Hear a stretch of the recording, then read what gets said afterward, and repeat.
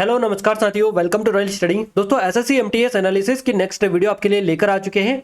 आज 7 अक्टूबर 2024 को हम सेकंड शिफ्ट का एनालिसिस कवर करने वाले हैं। इससे पहले हम फर्स्ट शिफ्ट का जो एनालिसिस वीडियो है ये हमने आपको कवर करवा दिया।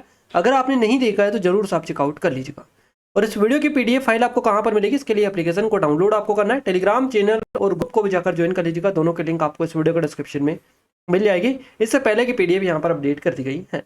क्लियर है। जीके जीएस करंट अफेयर के हम क्वेश्चंस यहाँ पर कवर करेंगे और पूरे के पूरे क्वेश्चंस हमें मिल चुके हैं जो कि हम यहाँ पर कवर करने वाले हैं। सो आप सभी से रिक्वेस्ट है कि पूरा वीडियो देखिए लास्ट तक, काफी ज्यादा हेल्प आपको यहाँ से मिलेंगी। तो आइए स्टार्ट करते हैं। पहला क्वेश्चन आपकी स्क्रीन पर आ चुका है। क्वेश्चन नंबर फर्स्ट है हमारा। देखिए, नरसिंह वर्मन द्वितीय किस वंश से संबंधित है, ये क्वेश्चन आपका पूछा गया है।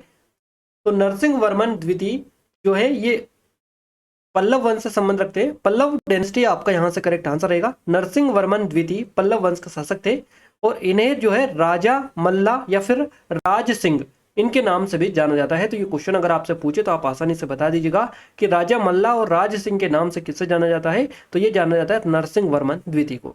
इन्होंने जो है 695 ईस्वी से 728 ईस्वी तक शासन किया था इन्होंने, और इन्हें पल्लव वंश के महान शासकों में से एक माना जाता है। इन्होंने कई मंदिरों का निर्माण करवाया, जिसमें से कुछ प्रमुख ये हैं, जैसे कि महाबलीपुरम का जो सूर्य मंदिर है इसका निर्माण इन्होंने करवाया। तो महाबलीपुरम के सूर्य मंदिर, ईश्वर और मुकुंद मंदिर, इसके अलावा पनमलाई तालागिरीश्वर मंदिर, कांची कैलाश नाथ जो मंदिर है इसको, और कांची नागीपट्टिनम में एक बौद्ध विहार है इसका। तो इन सभी मंदिरों का निर्माण किसने करवाया? नरसिंह वर्मन द्वितीय ने। आपको याद रखना है, काफी ज्यादा इंपॉर्टेंट है। क्वेश्चन आपका सीधा सीधा बनता है यहाँ से कि महाबलीपुरम में जो सूर्य मंदिर है इसका निर्माण किसने करवाया था, इस तरह का क्वेश्चन पूछा जाता है। तो याद रखिएगा नरसिंह वर्मन द्वितीय। नरसिंह वर्मन द्वितीय के शासनकाल में पल्लव जो कला है और वास्तुकला में नई ऊंचाइयां इसने छुई थी पल्लव डायनेस्टी ने। इन्हें जो है कुशल नाटककार और कवि माना जाता है और इन्होंने संस्कृत में कई रचनाएं की थी। इन्हें नृत्य नाटक का सबसे प्राचीन रूप माना जाने वाला कुडियाट्टम भी लिखा था इन्होंने। इन्हें याद रखना है आपको, कुडियाट्टम लिखा था। गाइस थोड़ी सी इन्फॉर्मेशन दे दें, ये एसएससी एमटीएस के हमारे स्पेशल टेस्ट सीरीज है जो कि सिर्फ और सिर्फ उन 50 रुपए में मिल रही है लिमिटेड टाइम के लिए। अगर आपने अभी तक इनरोल नहीं किया तो जरूर से जाकर इनरोल कर लीजिएगा। यहाँ पर 500 से अधिक टेस्ट, 20 प्लस आपको फुल लाइन टेस्ट यहाँ पर मिलेंगे। 20 यहाँ पर आप देख सकते हैं कितने ज्यादा टेस्ट यहाँ पर आपको देखने को मिल रहे हैं। लिमिटेड टाइम है, अगर आपने अभी तक इनरोल नहीं किया तो कर लीजिएगा, डेमो चेकआउट कर लीजिएगा एप्लीकेशन पर। कोई डाउट है कुछ क्वेरी से तो आप हमें नंबर पर भी कॉन्टैक्ट कर सकते हैं। क्लियर है। आइए नेक्स्ट बात करते हैं अगले क्वेश्चन की।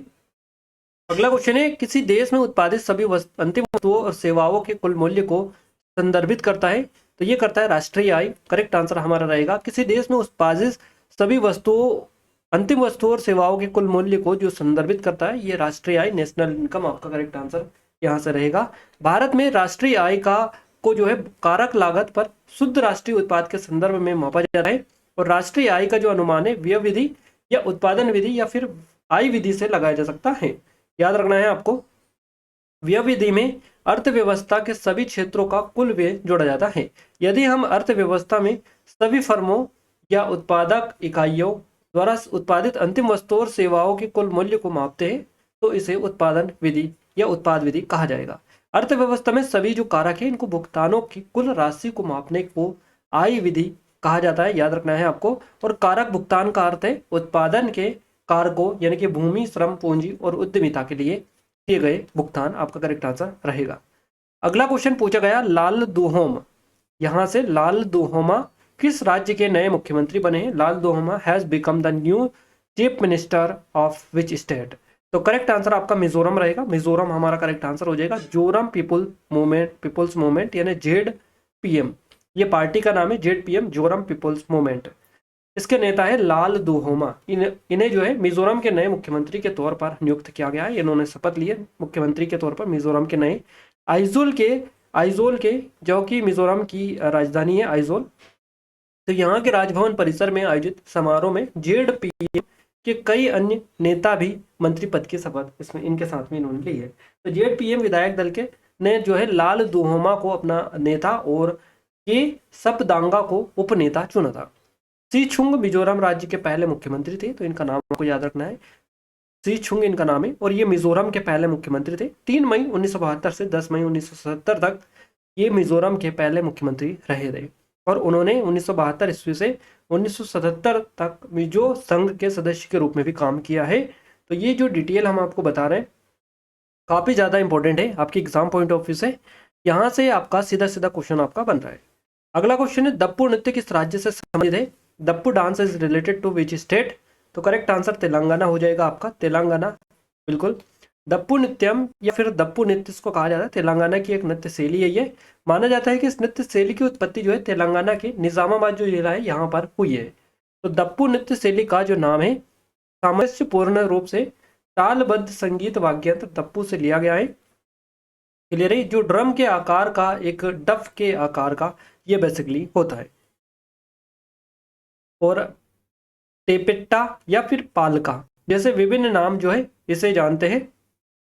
आंध्र प्रदेश का एक लोकप्रिय नृत्य भी दप्पू नाम से जाना जाता है और इस नृत्य में दप्पू नाम जो है ताल वाद्ययंत्र इस्तेमाल किया जाता है। दप्पू नाम का ताल जो वाद्ययंत्र है वो यूज होता है। और तेलंगाना के कुछ और भी प्रमुख नृत्य है जैसे कि गुसाड़ी नृत्य हो गया, धिमसा नृत्य, लंबाड़ी नृत्य और पैरिनी शिव तांडवम नृत्य। ये कुछ और भी यहाँ के नृत्य है जो आपके एग्जाम में लगातार इनसे क्वेश्चंस बनते रहते हैं। तो आप इनका रिवीजन अवश्य करके जाए एग्जाम देने से पहले। क्लियर है? इन सभी के ऊपर हम आपको स्पेशल वीडियोस दे चुके हैं, नृत्य हो गए अलग अलग टॉपिक के ऊपर। तो आप सभी जाकर प्लेलिस्ट चेकआउट करिएगा, वहां पर स्टैटिक वाला जो पोर्शन है उसमें आपको मिल जाएगा। अगला क्वेश्चन है सेकेर नेई का त्योहार फरवरी के महीने में देश की अंगामी जनजाति द्वारा मनाया जाता है। तो ये सेकेर नेई जो त्योहार है ये कब मनाया जाता है? तो फरवरी के महीने में मनाया जाता है। क्लियर है? और ये नागालैंड की जो अंगामी जनजाति है इसके द्वारा ये मनाया जाता है। बेसिकली एसएससी सीपीओ का क्वेश्चन है आपका, ये 2020 में पूछा गया था आपका। तो सेकेर नेई अंगामी का प्रमुख त्योहार है और ये 10 दिवसीय उत्सव है जो शुद्धि और पवित्रता यानी युद्ध में जाने से पहले का प्रतीक है। मुख्य त्योहार से 2 दिन पहले जलाऊ लकड़ी एकत्र की जाती है और अगले दिन भोजन की तैयारी में जानवरों का शिकार किया जाता है और अगले दिन मुख्य उत्सव शुरू होता है। पहले दिन की तैयारी में रात में गांव के बाहर कुएं साफ करते हैं। केवल युवा और शुद्ध कुंवारे लड़कों को ये काम करने की अनुमति होती है। त्योहार का जो सबसे दिलचस्प हिस्सा है वो ठेकरा है। ठेकरा त्योहार का एक हिस्सा है जब गांव के युवा एक साथ बैठते हैं और पूरे दिन पारंपरिक गीत गाते हैं। ये ठेकरा बेसिकली होता है। तो ये कुछ मान्यता प्रचलित बेसिकली आपके जो त्योहार है जो ये मनाते हैं, तो आप इनको भी अच्छे से याद रखिएगा। चलिए अगला क्वेश्चन है हमारा। नेक्स्ट जो क्वेश्चन है ये है पुस्तक एस अगेंस्ट ऑड्स के लेखक कौन है? Who is the author of the books S against odds? तो ये आरआरसी ग्रुप डी का क्वेश्चन है, 2018 में पूछा गया था। सानिया मिर्जा करेक्ट आंसर आपका रहेगा। एस अगेंस्ट ऑड्स पुस्तक की लेखिका जो है सानिया मिर्जा है या लेखक सानिया मिर्जा है। किताब एक आत्मकथा है, अर्थात सानिया मिर्जा ने खुद के जीवन के बारे में लिखा है, यानी कि सानिया मिर्जा की जो आत्मकथा है इसका नाम है एस अगेंस्ट ऑड्स, है ना। तो याद रखना है आपको। तो पुस्तक भारतीय अभिनेता शाहरुख खान द्वारा जुलाई 2016 में विमोचित की गई थी। सानिया मिर्जा एक प्रसिद्ध भारतीय टेनिस खिलाड़ी है और वह एक पूर्व विश्व नंबर 1 और उन्होंने जो है 6 ग्रैंड स्लैम जीते। उन्होंने वर्ष 2013 में एकल से जो है सेवानिवृत्ति ले ली थी। तो रोहन बोपन्ना की बात करें तो भारत के एक पेशेवर टेनिस खिलाड़ी भी है और उन्होंने ग्रेबिलिया ड्राबोवस्की के साथ 2017 फ्रेंच ओपन मिश्रित जो डबल का खिताब है ये जीता। लिएंडर पेस एक विश्व प्रसिद्ध भारतीय टेनिस खिलाड़ी है जिनके पास डेविस कप से में सबसे बड़ी युगल जीत है। और यूकी भांवरी ये एक भारतीय टेनिस खिलाड़ी है और डेविस कप में भारत का प्रतिनिधित्व करते हैं और पूर्व जूनियर नंबर 1 ये है। तो इन सभी के बारे में आपको याद रखना है थोड़ी थोड़ी चीजें, क्योंकि यहाँ से क्वेश्चन ऐसे बनेगा कि लिएंडर जो पेस है किस खेल से संबंधित है? टेनिस खिलाड़ी है। यूकी भांवरी ये भी टेनिस खिलाड़ी है। इसके अलावा रोहन बोपन्ना ये भी टेनिस खिलाड़ी है और ये सानिया मिर्जा, इनका तो आपको पता ही है। तो इस तरह के क्वेश्चन इनमें बनते हैं कि किस खेल से रिलेटेड है। ये स्पेसिफिक चीजें आपसे एग्जाम में पूछी जाती है जिसमें आप कंफ्यूज कई बार हो जाते हैं। अगला क्वेश्चन है WPL 2023 में बीसीसीआई ने कुल कितने रुपए की कमाई की थी? How much did BCCI earn in WPL 2023? तो ये जो राशि थी ये थी 4669.99 करोड़ रुपए। ये अर्न या कमाई बीसीसीआई ने इसमें किए थे। विमेंस प्रीमियर लीग बीसीसीआई ने टीमों के लिए नीलामी की प्रक्रिया को पूरा किया। महिला IPL के लिए कई दिग्गज कंपनियों ने ऑक्शन में जोर दिया और आजमाइश की। लेकिन 5 कंपनियों ने विमेंस प्रीमियर लीग के लिए टीमों को हासिल करने में सफलता पाई, जिसमें बीसीसीआई मालामाल जिससे हो गया। तो बीसीसीआई ने विमेंस प्रीमियर लीग के लिए टीमों के ऑक्शन में पुरुष आईपीएल के पहले सीजन की तुलना में बिडिंग में ज़्यादा कमाई की। बीसीसीआई ने 4,670.99 करोड़ रुपए की कमाई की। साल 2023 की महिला प्रीमियर लीग WPL का खिताब जो है मुंबई इंडियंस ने जीता था। आपको याद रखना है, काफ़ी ज़्यादा इंपॉर्टेंट है। साल 2023 का जो WPL का खिताब है ये मुंबई इंडियंस जीता, और इस टूर्नामेंट में मुंबई इंडियंस ने दिल्ली कैपिटल को 7 विकेट से हराया था। मुंबई इंडियंस की कप्तान हरमनप्रीत कौर है और कोच है चार्लोट एडवर्ड्स। इसके अलावा रॉयल चैलेंजर्स जो बेंगलोर है इसने WPL 2024 जीता। 2024 का WPL ये जीता आरसीबी के द्वारा, और स्मृति मंधाना WPL 2024 में रॉयल चैलेंजर्स बेंगलोर की कप्तान थी। उनके नेतृत्व में आरसीबी ने अपना पहला WPL खिताब जीता। मंदाना अंतर्राष्ट्रीय महिला क्रिकेट की एक प्रमुख खिलाड़ी है, ये भी आपको पता होना चाहिए। अगला क्वेश्चन है हमारा, 2022 के पद्मश्री पुरस्कार से किस कथक नर्तकी को सम्मानित किया गया। इस तरह से क्वेश्चन है आपसे, which Kathak dancer will be awarded the Padma Shri award for 2022 has the dancer been awarded. Clear है। तो नलिनी कमलिनी अस्थाना, इनसे पहले भी क्वेश्चन बन चुके हैं, 2 बार पहले बन चुका है सेम क्वेश्चन। एसएससी CHSL 2023 में क्वेश्चन आपका पूछा गया था। नलिनी कमलिनी अस्थाना कथक नृत्य की कला से संबंधित है, जो एक भारतीय शास्त्रीय नृत्य रूप है जिसकी उत्पत्ति भारत के उत्तरी जो भाग है इसमें हुई है, उत्तर प्रदेश में। कथक नृत्य अपने पैरों के जटिल संचालन, सुंदर हस्त संचालन और नृत्य के माध्यम से कहानी कहने के लिए प्रसिद्ध है। नलिनी कमलिनी अस्थाना को 2022 के पद्मश्री पुरस्कार सम्मानित किया गया, जो कला और संस्कृति सहित विभिन्न क्षेत्रों में विशिष्ट सेवा के लिए दिए जाने वाला एक भारत का एक प्रतिष्ठित नागरिक पुरस्कार है। अगला क्वेश्चन है, भारत की जनगणना 2011 के अनुसार बिहार राज्य में लिंगानुपात आपसे पूछा है। देखिए, इसके पहले 1 शिफ्ट में क्वेश्चन बना था, भारत का लिंगानुपात कितना है 2011 के जनगणना के अकॉर्डिंग। उसमें हमने स्टेट भी आपको कवर करवा दिए थे, अगर आपने देखे होंगे तो अच्छे से आपको क्लियर हो गया होगा। वही क्वेश्चन यहाँ पर आपका पूछ लिया गया है, तो इसीलिए हम डिटेल बताते हैं। जो डिटेल बताते हैं वहां से क्वेश्चन आपके डेफिनेटली बनते हैं, है ना। तो बिहार राज्य का लिंगानुपात पूछा है, 918 करेक्ट आंसर रहेगा। बीपीएससी में भी पूछा था ये आपका 64th जो बीपीएससी थी, इसमें सीसी प्रीलिम्स में क्वेश्चन आपका आया था 2018 में, ये क्वेश्चन आपका पूछा गया था, है ना। तो याद रखना है आपको 6 रेशियो, जो भी स्टेट है उनका भी याद रखना है, ऑल ओवर इंडिया का भी आपको याद रख के जाना है। तो भारत की जनगणना 2011 के अनुसार बिहार राज्य में लिंगानुपात प्रति 1000 पुरुषों पर 918, यानी कि प्रति 1000 पुरुषों पर 918 महिलाएं हैं। इस तरह से ये बेसिकली होता है। तो 0 से 6 वर्ष की आयु में बाल लिंग अनुपात को प्रति 1000 पुरुषों पर महिलाओं की संख्या के रूप में परिभाषित किया गया है। 2001 की जनगणना में भारत का बाल लिंग अनुपात 927 था। क्लियर है। जो 2011 की जो जनगणना है इसमें घटकर 918 हो गया, और 2011 की जनगणना के अकॉर्डिंग अरुणाचल प्रदेश में भारतीय राज्यों में सबसे अधिक बाल लिंग अनुपात है, अर्थात प्रति 1000 पुरुषों पर 972 यहाँ पर महिलाएं। हरियाणा में बाल लिंगानुपात सबसे कम है, अर्थात प्रति 1000 पुरुषों पर 834 है। केरल में बाल लिंगानुपात प्रति 1000 पुरुषों पर 965 है, और भारत के केंद्र शासित प्रदेशों के बीच अंडमान निकोबार द्वीप समूह सबसे अधिक बाल लिंगानुपात अर्थात प्रति 1000 पुरुषों पर 968 यहाँ पर है। तो आप अच्छे से याद रखिएगा इन सभी क्वेश्चंस को, जो भी चीजें थी वो क्लियर हमने आपको बता दी है यहाँ पर। चलिए अगला क्वेश्चन है, अर्ध संगात्मक किस वर्ष लिया गया था। इस तरह से कोई क्वेश्चन था, ये एग्जैक्ट तो हमें समझ में नहीं आ रहा है कि कौन सा वर्ष पूछा था, इसका पैटर्न थोड़ा सा गलत सलत हमें लग रहा है। जो भी हो कमेंट करके बता सकते हैं। तो भारतीय संविधान को अर्ध संगात्मक या अल्प संगात्मक माना जाता है। संघीय सिद्धांतकार KC वेयर इन्होंने तर्क दिया था कि भारतीय संविधान की प्रकृति अर्ध संघीय है। तो ये तर्क किसने दिया था, इस तरह से भी क्वेश्चन पूछा जाता है, KC वेयर के द्वारा ये दिया गया था। भारत के सर्वोच्च न्यायालय ने भी इसे संघीय ढांचे के रूप में वर्णित किया है, जिसमें केंद्र के प्रति प्रतिबल पूर्वाग्रह है। तो अर्ध संघात्मक या अल्प संघात्मक, जिसको क्वासी फेडरल बोला जाता है, इसका मतलब एक ऐसी व्यवस्था है जहां संघीय सरकार और एकात्मक सरकार दोनों के गुण हो। तो भारत में राज्य अपने निर्धारित विधायी क्षेत्र में संप्रभु है, और उनकी कार्यकारी शक्ति उनकी विधायी शक्ति के साथ ही सह विस्तृत है। तो ये आपको याद रखना है। इसी वजह से भारतीय संविधान को अक्सर अर्ध संघीय भी कहा जाता है। अगला क्वेश्चन है, प्लेइंग टू विन निम्नलिखित में से किस खिलाड़ी की आत्मकथा है।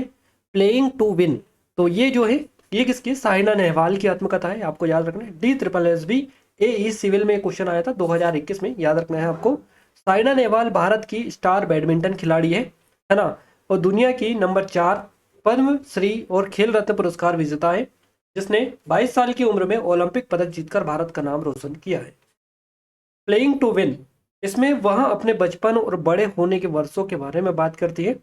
उसके जीवन के सबसे महत्वपूर्ण लोगों के साथ उसका रिश्ता, जिला स्तर की जीत से लेकर ओलंपिक तक उनके प्रसिद्ध करियर के उतार चढ़ाव, और किसी भी खेल में सफल होने के लिए आवश्यक बलिदान इसमें शामिल है। वह अल्पज्ञात तथ्यों का भी खुलासा करती है और अपने कई अवतारों, बेटी, बहन, छात्र और बैडमिंटन कौतुक के पीछे नियमित लड़की की एक झलक पेश करती है। इस किताब से पता चलता है कि साइना के जीवन का एक सामान्य दिन, है ना, एक सामान्य दिन कैसा होता है।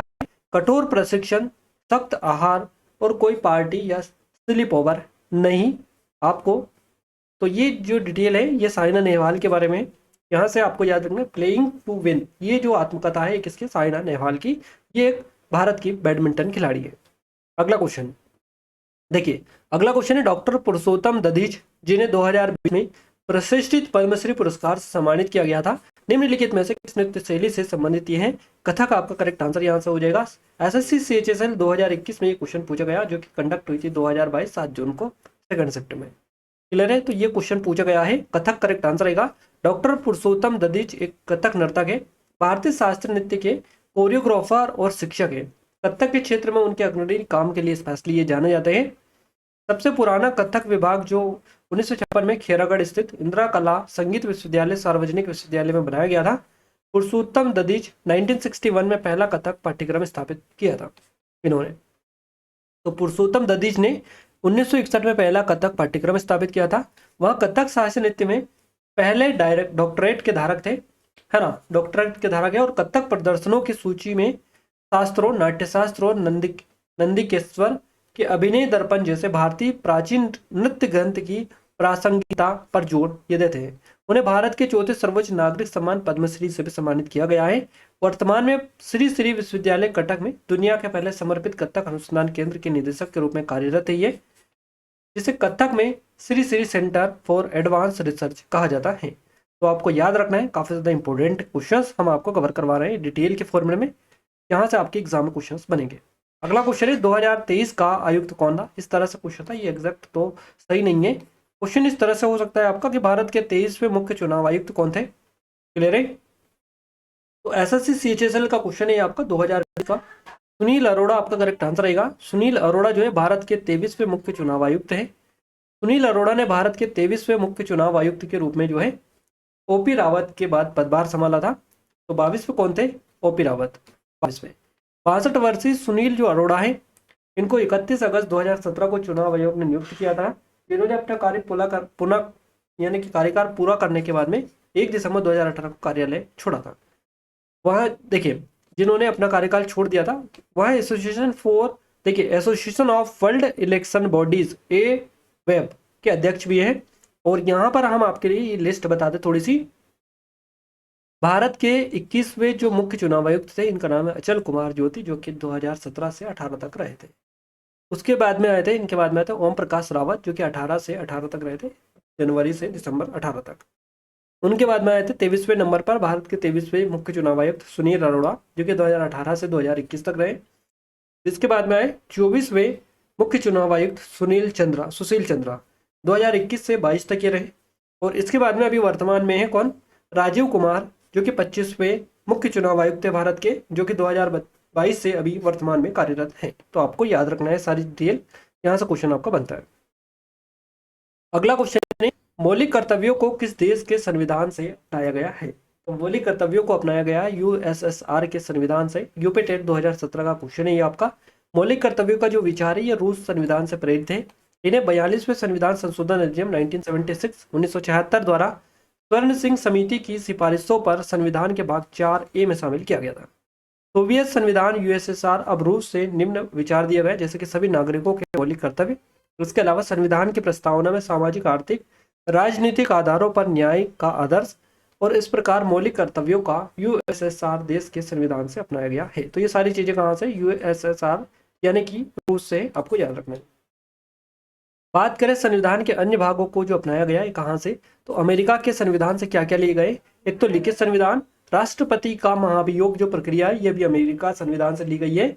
उच्चतम न्यायालय अमेरिका से लिया गया। राज्यों का प्रावधान, राष्ट्रपति और उपराष्ट्रपति के कार्य, इसके अलावा उच्चतम न्यायालय और उच्च न्यायालय के न्यायाधीशों को हटाना।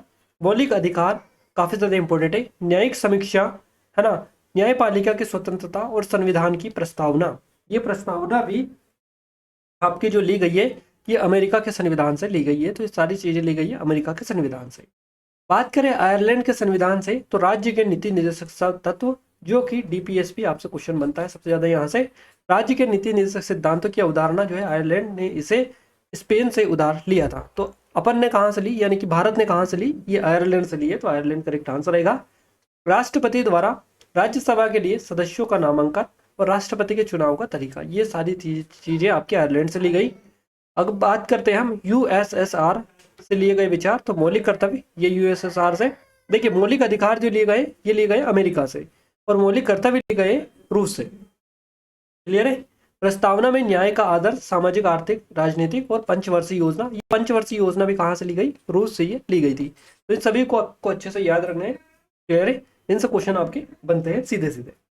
चलिए अगला क्वेश्चन है, कर्तन दहन कृषि को उड़ीसा में किस नाम से जाना जाता है। तो इसको पोडू के नाम से जाना जाता है। सीजीएल का क्वेश्चन है 2021 का, जो कि 2022 में पूछा गया था आपका, ये 13 अप्रैल 2022 को, 1 सितंबर।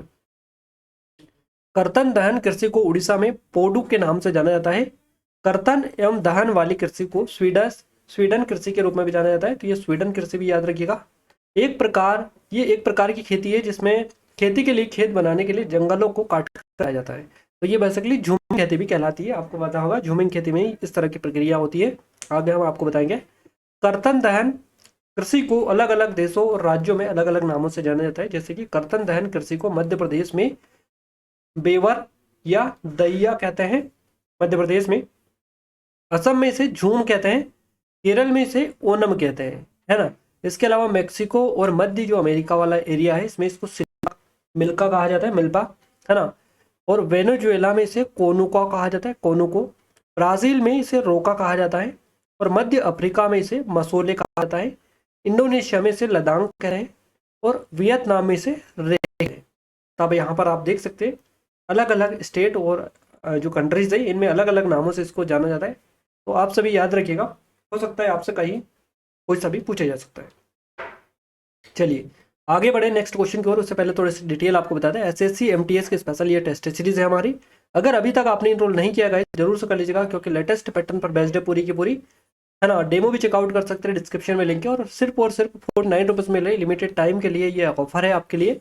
अगर आपने इनरोल नहीं किया है तो कर सकते हैं, डिस्क्रिप्शन में लिंक आपको मिल जाएगी। एसएससी एमटीएस के अलावा एसएससी जीडी की स्पेशल टेस्ट सीरीज है जो कि लेटेस्ट पैटर्न पर बेस्ड है। डेमो चेकआउट कर लीजिएगा, डिस्क्रिप्शन में लिंक है। ये एमपीएसआई की स्पेशल टेस्ट सीरीज है, इस पर भी काफ़ी स्पेशल ऑफर आपके लिए चल रहा है।